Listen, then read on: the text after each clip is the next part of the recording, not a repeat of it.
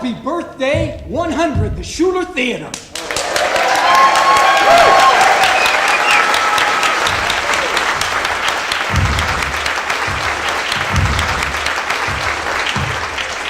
Welcome, welcome, all you good people and good-looking faces out there.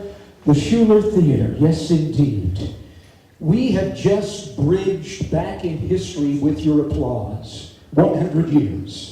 We are one of the first audiences that has seen any shows here at the Shuler. And then on and on. Tens of thousands of people. Maybe 1 million claps? Hundreds and hundreds of shows down through the years. And all for this beautiful, beautiful, it's not a building. It's an establishment. It's the Shuler.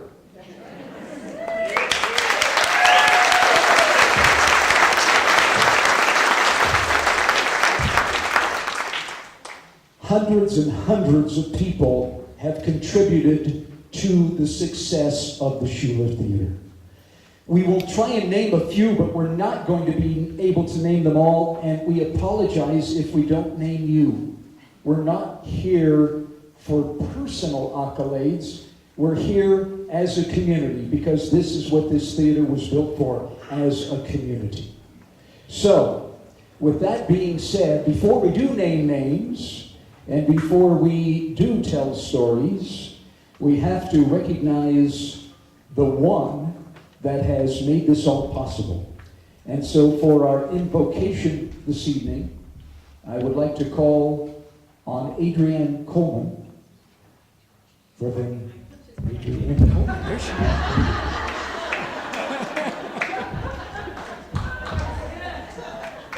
I'm just not used to coming up that way. I usually come out that way. Adrienne has been on stage many times.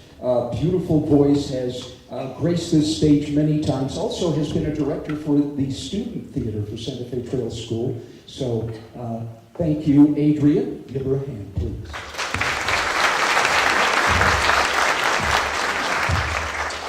Let's take a time of reverence and reflection as we bow. We're so thankful that we can come together tonight from so many walks of life, so many ways of participating with this great lady, the Shuler Theater. We are humbled by the majesty and the magic from the productions, the performances, the poetry, the pageantry, the opportunities that we have to come as performers and audience, as singers and dancers and clappers. We yield ourselves to the majesty of the Shuler Theater. We honor the 100 years that she has been here for this community, indeed for the world. And we look forward to another century or centuries of blessings from this great lady. From balcony to backstage to box office, we've experienced the joy, the thrill, the mystery, the majesty. So we come together tonight to honor this beautiful lady, the opportunities that we have had to receive the glory that she provides for us. So together, to honor the next 100 years, we say to this beautiful lady, the Shuler Theater, break a leg.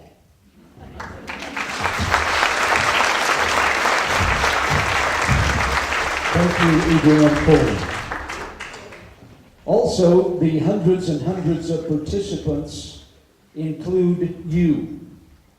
Even if you've never been on stage, even if you've only attended one, maybe two performances, but I look out there and see many, many regulars, you too are a part of the success of the Shuler Theater. We must next pay respects to our great country and for the freedom we enjoy. Certainly we must honor our servicemen and servicewomen. And so, if you all would please rise. Gentlemen, bury your heads. Sing along, if you please, our national anthem as sung by members of the U.S. Air Force Academy Winners.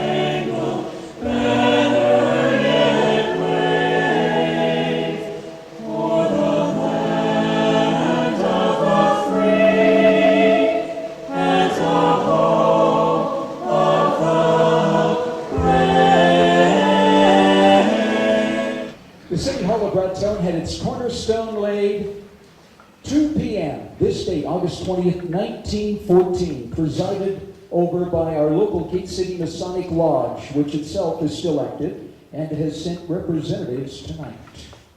The New Mexico Grand Master, Mr. Jaffa from Roswell, came and presided over the ceremony. The city declared it a business holiday and encouraged as many residents as possible to attend the ceremony. It was reported by the Raton Reporter that several hundred did attend, as they are tonight. And because it is a city-owned building, we all own a piece of this Shuler Theater. Very few things in any town across America, any small town, very few things everybody likes, but everybody loves the Shuler Theater. It's a great cooperation between the city and the private organizations and people and businesses. One of those rare gems. So it's only appropriate that we now call on Raton's current mayor, Sandy Mance, to say a few words on behalf of the city of Raton. And welcome to the Shuler Theater. Life is not measured by the breath we take, but by the moments that take our breath away. And that is exactly what happened to me the first weekend I lived in Raton. We were invited to come to the Shuler Theater, we didn't know what it was, to see a performance of Little Abner. And when I walked into this building, my jaw dropped and my breath was taken away. And it still is many times when I enter this beautiful building. The Shuler is not just a building, as Mr. Venati alluded to. She is often referred to as the perfect red rose, perfect in color and in shape, in the garden of life. She is also the crown jewel of the Arts and Culture District here in Raton. The second time my breath was taken away in this theater was when Marty McGuire came on stage leading a live mule. I thought, wow. I love theater. At one time in my life, I was a theater major, and when that happened, I thought, wow, I want to be a part of this. So for the next 15 years, I was a part of every performance that the Choral Society produced here in this theater, from Oklahoma to Trial by Jury, and I did come out of retirement, if that's what you want to call it, to be Mrs. Cratchit in The Christmas Carol. All of these are memories that I will treasure forever.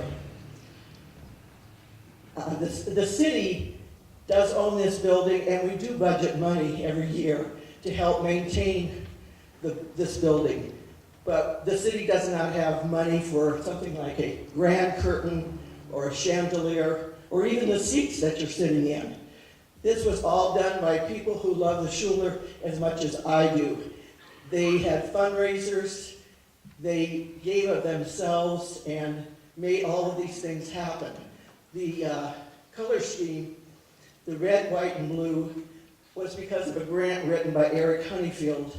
And of course, they're not just red, white, and blue colors, they're more the jewel tones of the colors. and it makes for a beautiful surrounding.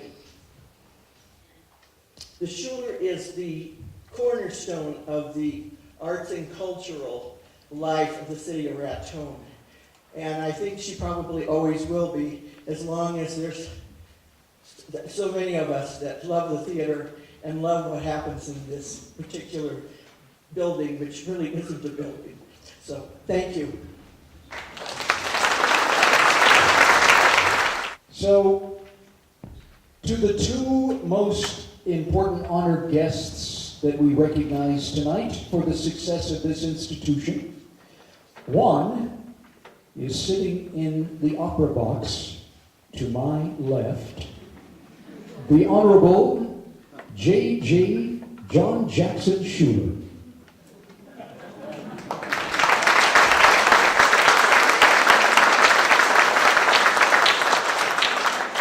Mayor of the city of Raton, and the other one is his beloved daughter, Evelyn Shuler, who was instrumental in this theater's renaissance in the early 60s, and whose regular seat we were going to leave open, but a certain gentleman that you will hear from later claimed it for this special occasion. Now, it was during Dr. Shuler's second term that he and other council members ran on a ticket of civic improvement that included a new high school, a new municipal water system, a new library, a park, and this auditorium.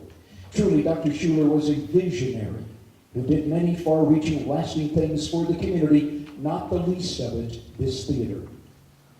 Originally, it was referred to as the auditorium, and then was leased as a movie house for a few years. It became known as the Rex. Then, upon his death in 1919, the name Shuler Theater was forever bestowed on this theater in honor of our great leader. Now, a little bit about the building. Of course, the building is nothing without people in it. It's what makes it alive. And that's what makes live performances so special. They're there in the moment. They will never happen again. This building was built, I know it's hard to believe, with absolutely no computers.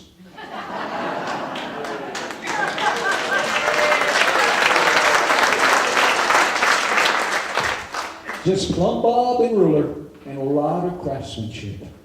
It took 8 months, and when it was finished, we had an opera house, a fire station, complete with stables for the horses, I'll have you know, a jail and a heating plant, and completed in just over 8 months. All right, I'm glad you're sitting down. At a cost of $55,000. My, have times changed.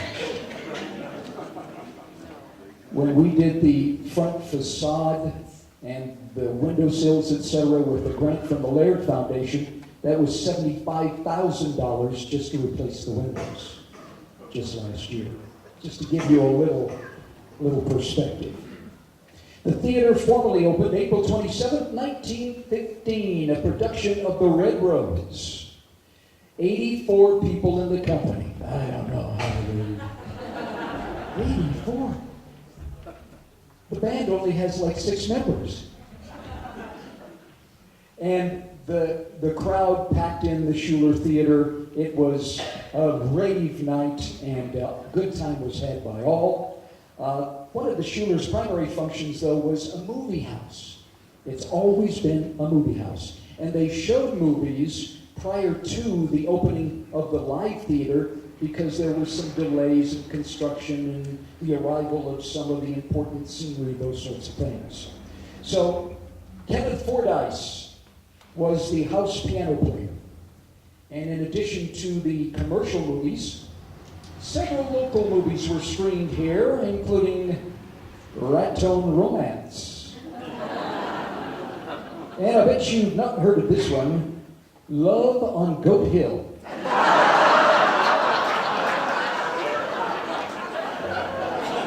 In the book.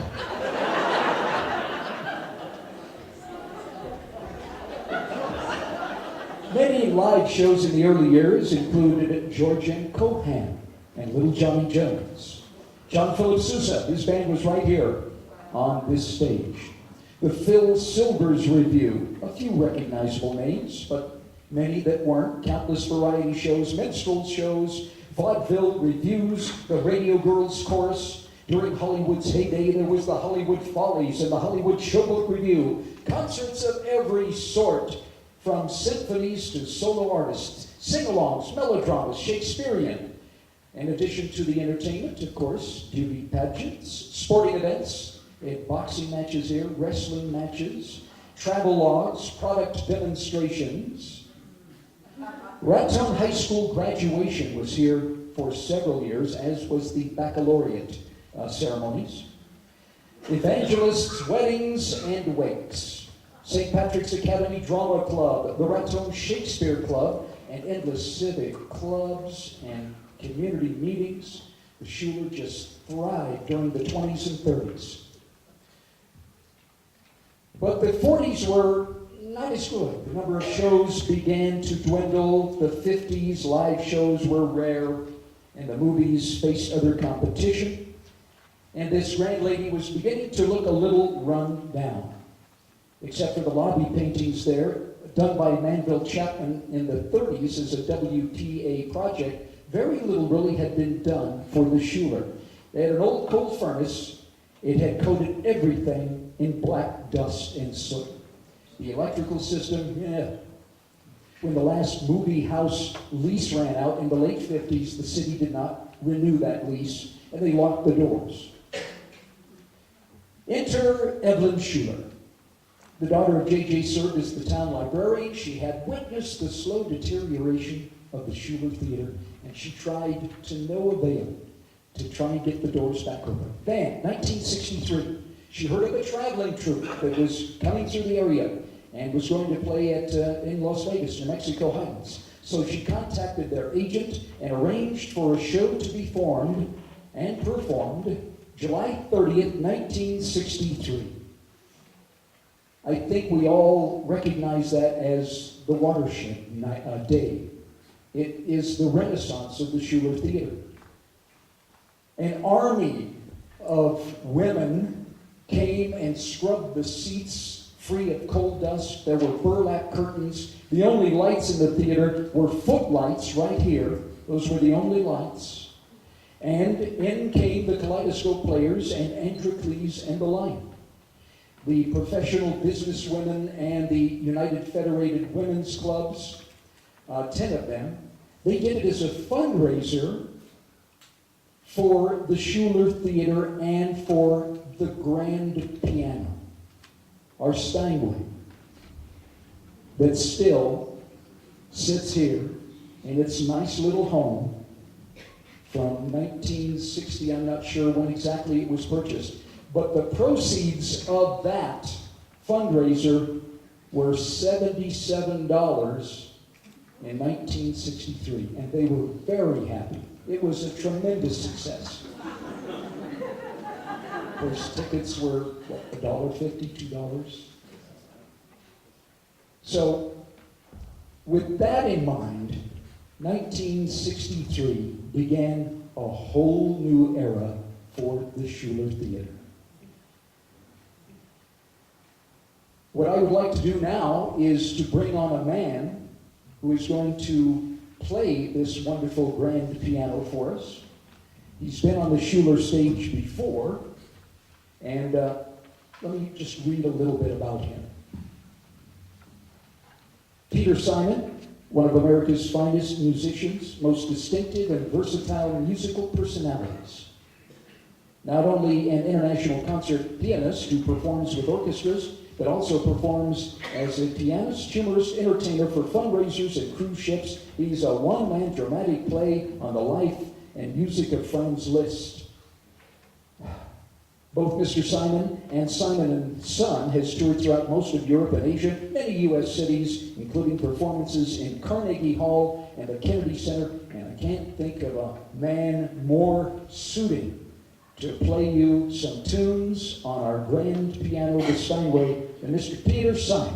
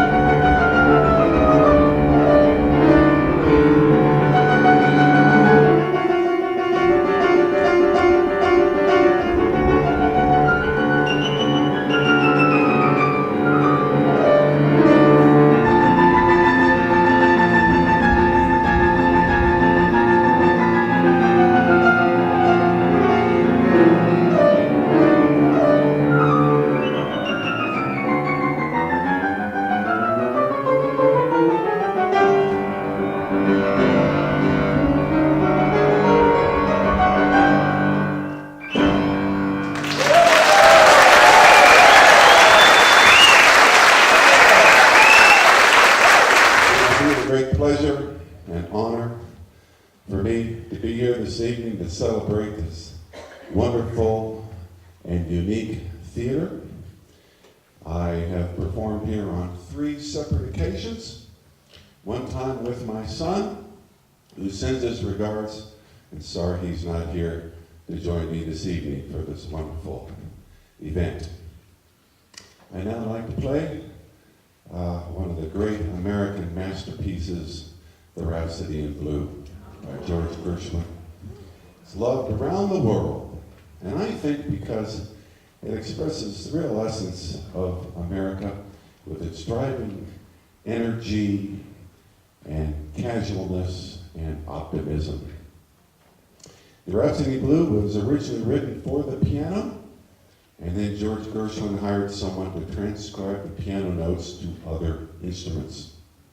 What you hear from me this evening is the original solo piano version of the Rhapsody in Blue, even though I have to admit, I sort of Simonize it.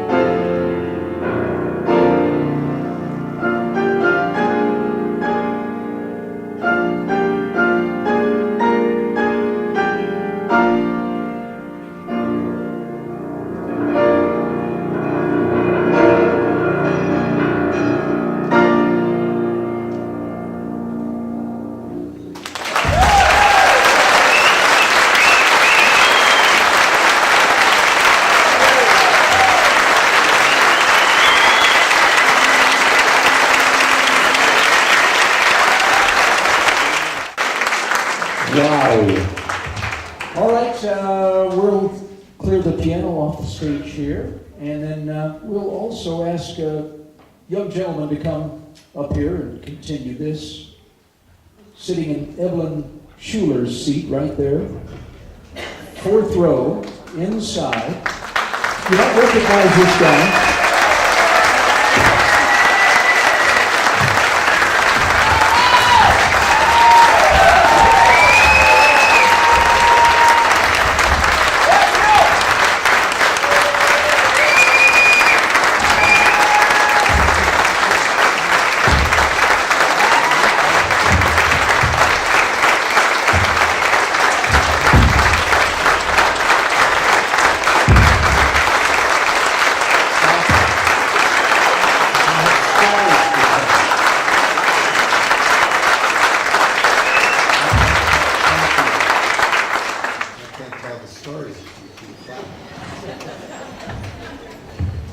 And that was Miss Shuler's seat, you know, D1, 4th row on the aisle.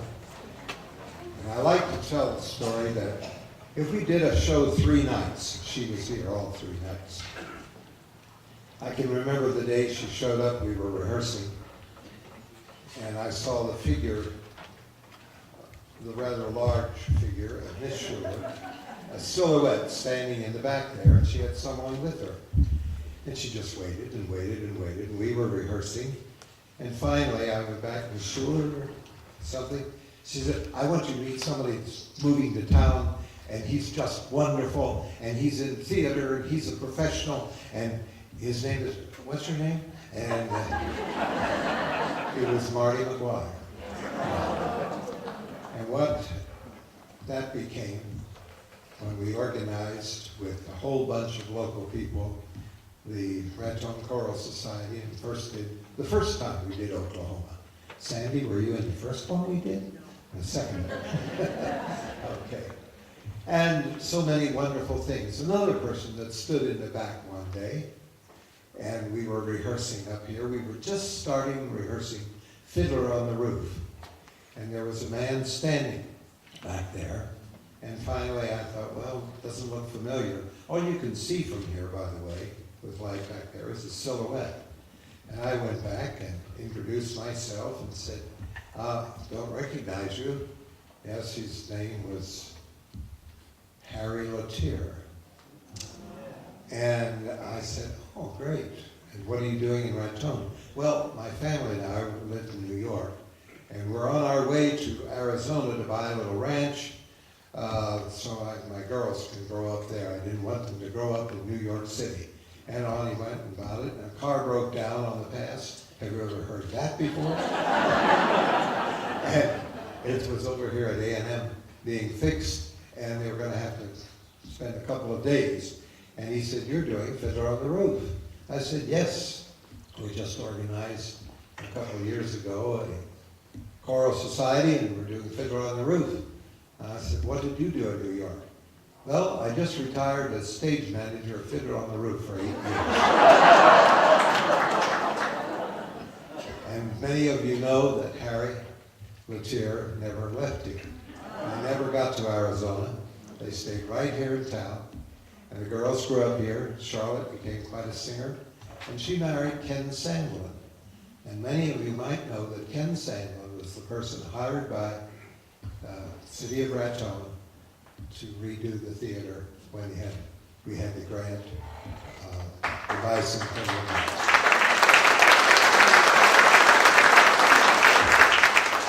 Ken Sandlin is here, and he has not shown his face.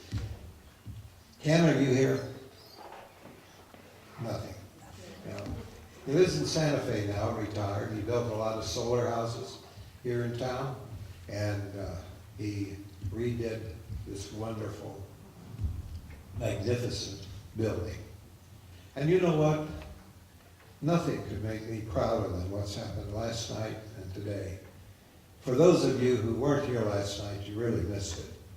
Music from Angel Fire is always a big treat, isn't it? The third Tuesday of August. Every year they come with quartets, quintets, and so forth.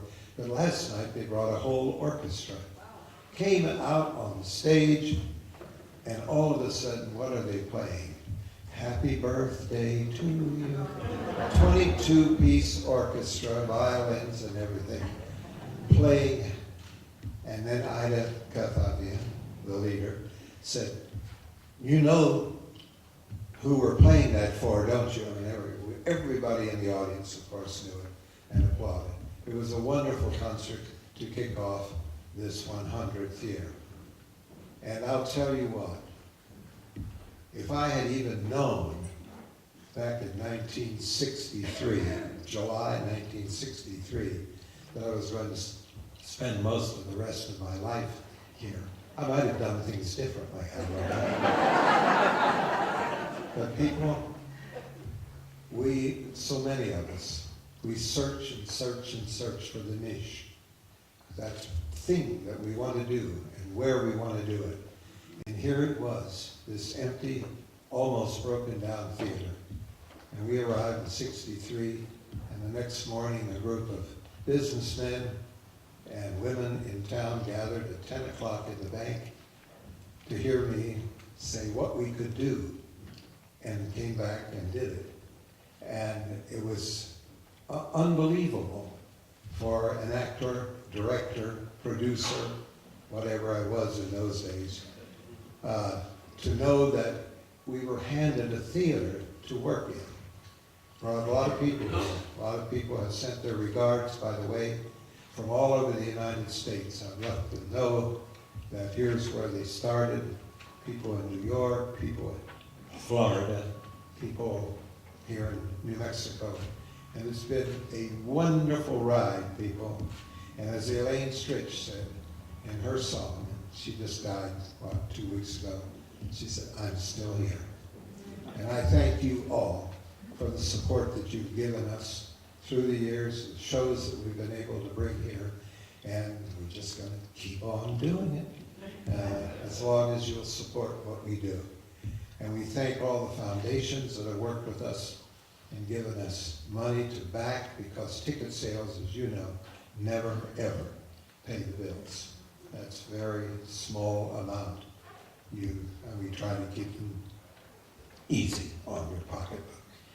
We're here, and I'll tell you, this next, what you're going to hear, is just wonderful.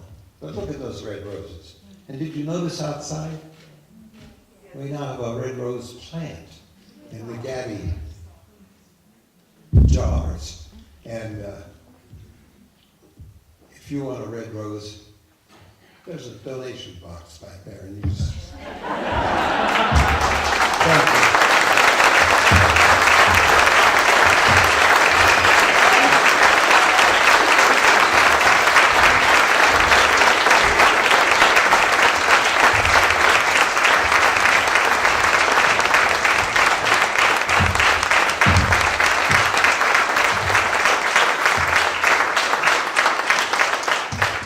Well, I asked Bill if he wanted me to introduce him. He said no. No, he didn't. He didn't want that accolade. He's a humble man, and he's done a lot for us in many, many different ways.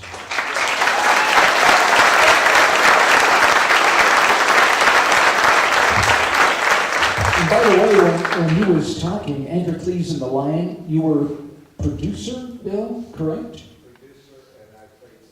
Caesar. He played Caesar. We come to praise Caesar, not to bury him. All right. Well, thank you so much for coming.